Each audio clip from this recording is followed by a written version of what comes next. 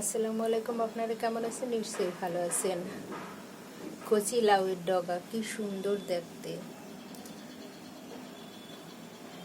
এতগুলি লাউ শাক কেনা হয়েছে মাত্র 40 টাকায়।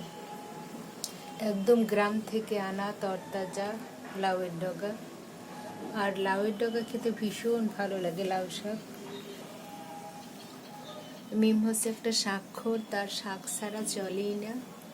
তাই সাদুর বাবা বাজার থেকে 40 টাকার শাক নিয়ে এসেছে। আর সাদুর আম্মুর ভীষণ পছন্দ এই লাউ শাক, আর সাদু ভীষণ লাউ শাক খেতে পছন্দ করে। আর আমার বাবলু সোনা লাউ শাক খেতে পছন্দ করে, কিন্তু তার আবার উপযুক্ত করে রান্না করে দিলে সে খুব ভালো খায়। আবার আমার বাবলু সোনা হচ্ছে সে গরম গরম একটু খাবে, আর ঠান্ডা হয়ে গেলে খাবে না। আর আমার মিমু তো শাক ছাড়া তার চলেই না। সে শাক খেতে ভীষণ পছন্দ করে, সবজি খেতে ভীষণ পছন্দ করে। সে খাবার আগে সবজি খেয়ে নেয়, তারপরে ভাত অল্প খায়। এজন্য তার শাক সবজি খুবই দরকার। আর রুবেল ও আবার কেনাকাটায় খুব ভালো। আমার ছোট ভাই চমৎকার বাজার করেন।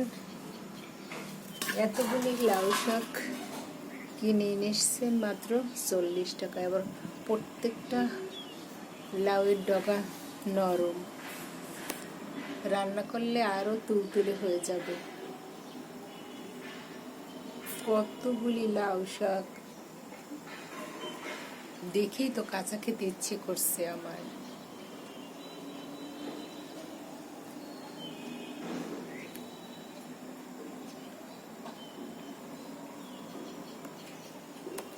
মাছ মাংস দিয়ে কি করে এ ধরনের যদি লাউ শাক থাকে, আবার লাউ শাক রান্না করা হয়, খেতে তো ভীষণ ভীষণ ভালো লাগবে।